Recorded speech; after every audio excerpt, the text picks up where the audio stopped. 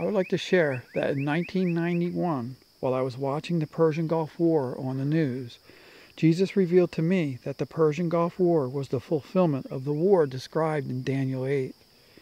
Since then, he revealed the fulfillment of other parts of the vision that led to a more complete understanding of Daniel 8 that I would like to share with you. When Daniel 8:19 states, "And he said, Behold, I am going to let you know what will occur at the final period of indignation, for it pertains to the appointed time of the end," it is telling us that the vision pertains to the end of the end times. According to Daniel 8:3, Daniel wrote that he saw a ram with two horns, and the angel told him in Daniel 8:20 that they represented the kings of Persia, which is Iran, and Media, which is Iraq. Daniel 8:3 states, "Then I lifted my eyes and looked, and behold, a ram which had two horns was standing in front of the canal. Now the two horns were long, but one was longer than the other, with the longer one coming up last." Daniel 8:20 says, "The ram which you saw with the two horns represents the kings of Media and Persia."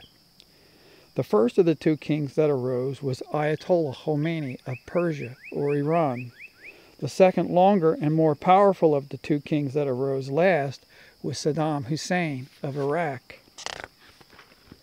Jesus revealed to me that the ram butting northward, southward, and westward that Daniel saw and described in Daniel 8:4, which states, "I saw the ram butting westward, northward, and southward, and no other beast could stand before him," began to be fulfilled during the Iran-Iraq War, which took place between 1979 and 1989, when Saddam Hussein attacked Ayatollah Khomeini because he feared that the Iranian Revolution would spread to Iraq and he would be toppled. During the war, the ram butted northward when Saddam put down the Kurds in the north several times. The ram butted southward when they sunk oil tankers that were going to Saudi Arabia. In response to this, Saudi Arabia shot down one of Ayatollah Khomeini's airplanes. The ram also butted southward when Ayatollah Khomeini sent a suicide truck bomber into Kuwait.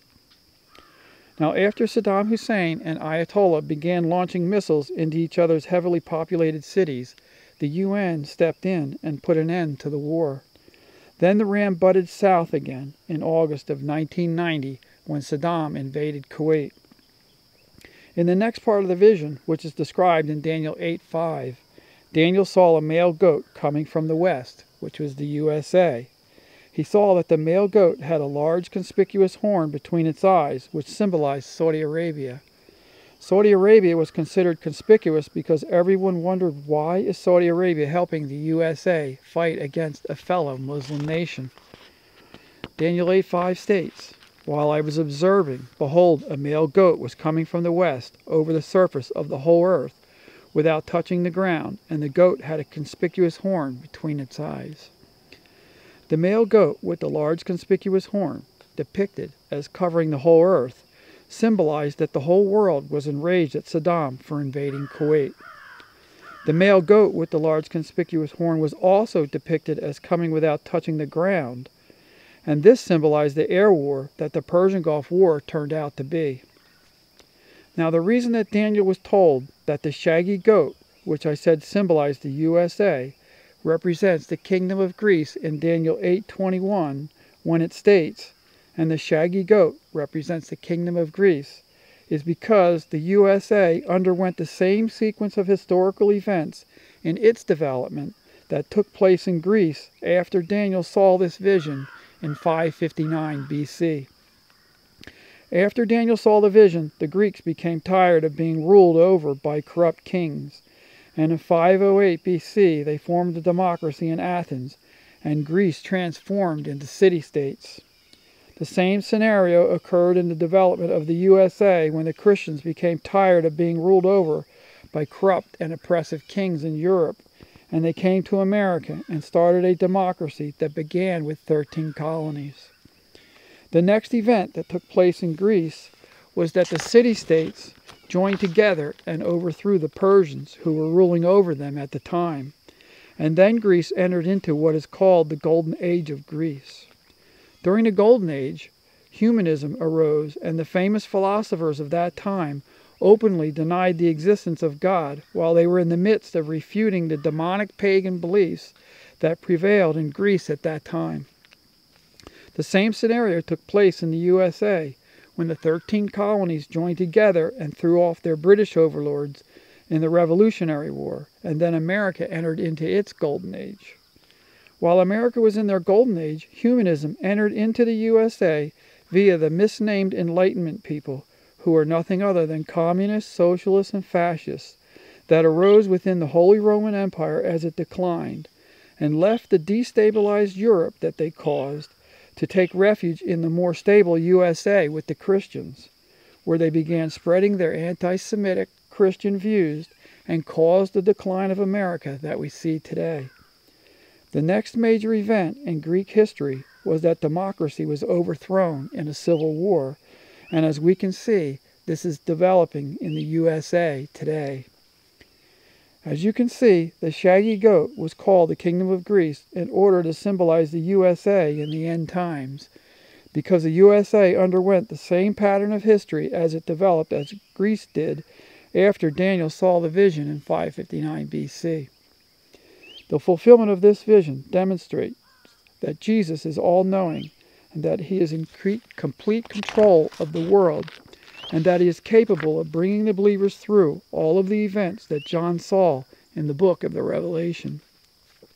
The next thing the angel told Daniel in the vision, which is recorded in Daniel 8:6-7, symbolized the Persian Gulf War when it states, "And he came up to the ram that had the 2 horns, which I had seen standing in front of the canal, and rushed at him in his mighty wrath. And I saw him come beside the ram, and he was enraged at him, and he struck the ram and shattered his 2 horns. And the ram had no strength to withstand him, so he hurled him to the ground and trampled on him, and there was none to rescue the ram from his power." Now, in order for the Persian Gulf War to be the fulfillment of the war described in Daniel 8, Iran had to be involved in the war because Daniel saw the male goat come up alongside the kings of both Iraq and Iran. Ayatollah Khomeini involved Iran in the Persian Gulf War when he agreed to supply Saddam in the event that an embargo was placed against his country. He also allowed Iraqi private, commercial, and military aircraft to take refuge in Iran during the war, and when the coalition forces began bombing Baghdad, he called for suicide terrorist acts against Americans in the Middle East. During the Persian Gulf War, the ram with the 2 horns butted southward when the Iraqi Republic Army captured the city of Khafji in northeast Saudi Arabia for 36 hours, and when Saddam launched 11 Scuds into Saudi Arabia. The ram butted westward when Saddam launched 34 Scuds into Israel. As you can see, between the Iran-Iraq War and the Persian Gulf War, that Ayatollah Khomeini and Saddam Hussein fulfilled the ram butting westward, northward, and southward. The next event that Daniel was told would take place in Daniel 8:8 and 22 was that when the male goat magnified itself, which was when President Bush Sr. held victory parades throughout the USA, and he went on a Middle East victory tour, the large conspicuous horn, which I said was Saudi Arabia once already, broke without the authority of the king of that nation, and in its place 4 conspicuous horns, which are kingdoms, began growing towards the 4 winds of heaven. Daniel 8:8 and 22 state, "Then the male goat magnified himself exceedingly, but as soon as he was mighty, the large horn was broken, and in its place there came up 4 conspicuous horns towards the 4 winds of heaven. And the broken horn and the 4 horns that arose in its place represent 4 kingdoms which will arise from his nation, although not with his power." Jesus revealed to me that this was fulfilled when Osama bin Laden, who was from Saudi Arabia, revolted against King Fahd because he did not choose his Muslim militia to defend Saudi Arabia against Saddam. And without the authority of King Fahd of Saudi Arabia, the 4 major umbrella terrorist organizations, which include al-Qaeda, Muslim Brotherhood, Hamas, and Hezbollah, began growing toward the 4 winds of heaven, or all over the earth. To further tie these umbrella terrorist organizations to the fulfillment of the four conspicuous horns. Daniel 8:23 states, "And in the latter period of their rule, when the transgressors have run their course," which are the terrorist acts that these four conspicuous kingdoms began committing towards the four winds of heaven after Osama bin Laden revolted against King Fahd, "a king will arise, insolent and skilled in intrigue," which is the Antichrist. We know the king that arises after they complete the number of terrorist acts that God has allotted them to commit is the Antichrist, because Daniel 8:9-11 tells us that this king will equal himself to the commander-in-chief, who is God, remove the regular sacrifice, and be destroyed without human agency, which we know from other scriptures is describing the Antichrist. Daniel 8:9-11 states, "Out of one of them came forth a rather small horn, which grew exceedingly great toward the south, toward the east, and toward the beautiful land. It grew up to the host of heaven, and caused some of the host, and some of the stars to fall to the earth, and it trampled them down. It even magnified itself to be equal with the commander of the host, and it removed the regular sacrifice from him, and the place of his sanctuary was thrown down." As we can see from the fulfillment of these scriptures, that the Antichrist will arise out of one of the four major umbrella terrorist organizations that are continuing to grow and commit terrorist acts towards the four winds of heaven today. To understand the next insight that the angel told Daniel, we need to go to the vision Daniel saw and recorded in Daniel 7, which is also a picture of how the Antichrist arises. We can see from Daniel 7:24, which states, "As for the 10 horns, out of this kingdom 10 kings will arise, and another will arise after them, and he will be different from the previous ones, and will subdue 3 kings." That the Antichrist will arise after the 10th king arises within a 10-nation kingdom. If we take the thought that the Antichrist arises after the 10th king arises back to the vision in Daniel 8, we can see that Daniel 8:21 is telling us that the large conspicuous horn, which I said was Saudi Arabia twice already, is the first king of the 10 kings that arise within the 10-nation kingdom, when it states, "And the large horn that is between his eyes is the first king." And this also means that Saudi Arabia is one of the 10 nations that make up the 10-nation kingdom described in Daniel 7:24. Subsequently, Jesus revealed to me that Ayman al-Zawahiri was the first of the 10 kings. He arose alongside of Osama bin Laden when he and his loyal Islamic Jihad terrorist organization members left Egypt and went to Afghanistan, where he helped Osama bin Laden start al-Qaeda. He was the first king to do joint terrorist acts with al-Qaeda when his terrorist organization joined with al-Qaeda and they bombed the U.S. embassies in Kenya and Tanzania. After this, I began praying and asking Jesus to reveal the other nations that make up the 10-nation kingdom and the kings that arise within the 10-nation kingdom. In 2006, when I turned on the TV to watch the news, and they were reporting about Hezbollah attacking Israel from Lebanon, Jesus spoke very clearly to me, "This is it.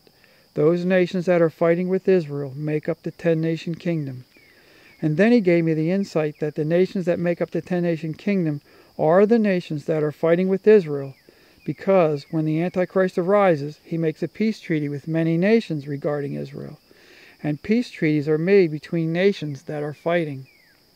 Then he spoke to me again and said that the 10 kings that arise within the 10-nation kingdom, who are not the kings of these nations, because John saw in Revelation 17 that they receive authority as kings when they join with the beast, are the leaders of the terrorist organizations that are operating within the 10-nation kingdom. He then told me that I could figure this out, which meant that he wanted me to start researching the 10 nations and the 10 kings. I already knew that Saudi Arabia was one of the 10 nations, and as I reflected on Hezbollah attacking Israel from Lebanon, and Syria openly helping them, it occurred to me to look into which nations have been fighting with Israel since they became a nation. And so far, I found Lebanon, Syria, Jordan, Egypt, Yemen, Saudi Arabia, Iran, Iraq, and Turkey. I'm not sure about the 10th nation yet. It could be Qatar, Northern Sudan, or Pakistan. I also began researching to find out who the prominent terrorist leaders are that are operating within the 10-nation kingdom. And so far, I have found Ayman al-Zawahiri, who was the first of the 10 kings to arise, Khalid Mashal, who is the leader of Hamas, whose headquarters is in Syria, Hassan Nasrallah, who is the leader of Hezbollah in Lebanon. He tells the Lebanese government what they can and can't do. Yusuf al-Qaradawi, who is a prominent Muslim minister from Egypt that lives in Qatar, who all the terrorists go to find out if the terrorist acts that they want to commit coincide with what is stated in the Quran. Whenever the U.S. goes on an offensive in Afghanistan, the Muslim militia in Afghanistan take refuge in Yemen, and as a result, Yemen became a place where terrorists from many different terrorist organizations congregated, and this led to the formation of a new terrorist organization called al-Qaeda in the Arabian Peninsula, and their leader is Nasser al-Wahishi. In January of 2010, the Muslim Brotherhood elected a new leader, Mohammed Badi, who is from Egypt. And after Sudan split, the leader of the Muslim terrorists in northern Sudan, Haj Majid, visited Gaza and told the terrorist organizations there that he came to help them kill the Jews. So as you can see, it is possible that as many as 7 of the 10 kings have arisen within the 10-nation kingdom. And we know from Daniel 7:24 that after the 10th king arises, the Antichrist will arise. I am almost certain that the overthrow of Mubarak in Egypt, President Salih in Yemen, and the ongoing overthrow of President Bashar Assad in Syria, and quite possibly the overthrow of King Abdullah in Jordan, will open the door for the remaining kings to arise, and that after the 10th king arises, the Antichrist will arise from among them, and according to Daniel 9:27, he will make a peace treaty with many nations regarding Israel. Daniel 9:27 says, "And he will make a firm covenant with the many for 1 week. But in the middle of the week he will put a stop to sacrifice and grain offering. And on the wing of abominations will come one who makes death desolate, even until a complete destruction, one that is decreed, is poured out on the one who makes desolate." According to Daniel 8:13 through 14, the length of time from the time that the Antichrist first arises until Jesus returns and the believers are rescued in the resurrection will be 2,300 days, or about 7 years. Daniel 8:13 through 14 states, "Then I heard a holy one speaking, and another holy one said to that particular one who was speaking, 'How long will the vision about the regular sacrifice apply, while the transgression causes horror, so as to allow both the holy place and the host to be trampled?' He said to me, 'For 2,300 evenings and mornings, then the holy place will be properly restored.'" As you can see, we are close to the second coming of Jesus. Now, when I compare the deception and intrigue that the Bible tells us characterizes the Antichrist to the 4 major umbrella terrorist organizations, I am almost certain that the Antichrist will come out of the Muslim Brotherhood. When the Muslim Brotherhood was outlawed in almost every country in the Middle East in 1954, because of their terrorist acts against the leaders who opposed them, they went underground, and their leaders learned how to operate behind the deceptive mask that the Muslim Brotherhood operates today. When the Antichrist arises, he will begrudgingly make a peace treaty with many nations regarding Israel that will include allowing Israel to rebuild the temple. This peace treaty will cause the unsaved to think that the world has entered into peace and safety.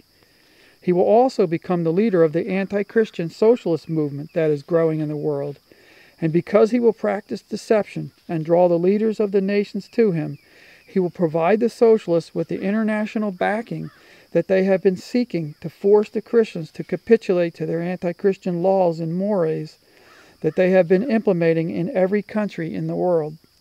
It is at this time that the falling away that Jesus described in Matthew 24 will take place, in which every cult and person that is using the Bible in vain will abandon the Bible in order to escape the possibility of their being prosecuted for teaching the mores in the Bible. It is at this time that God will mobilize his army, described in Joel 2, 1-11, who will take a stand against the socialists. According to Matthew 24:14, the end-time events will be prophesied at this time to the entire world as a witness to them before the events begin, and then they will begin. The United States will continue to go downhill, and when the Antichrist sees that he has drawn the leaders of the nations to him, that tip the balance of powers in the world in his favor, he will break the peace treaty that he didn't want to make in the first place, and capture Jerusalem. It is at this time that he will employ a false prophet who will do satanic signs and wonders in front of people that will lift him up, and they will remove the regular sacrifice and set up the image of the beast in Jerusalem. They will alter law and history, which will cause all of the unsaved to wonder whose name has not been written in the book of life. By this time, the world will have declined, and the Antichrist will have the power to tell everyone that if they want to buy or sell, they will have to take his mark in their right hand or their forehead.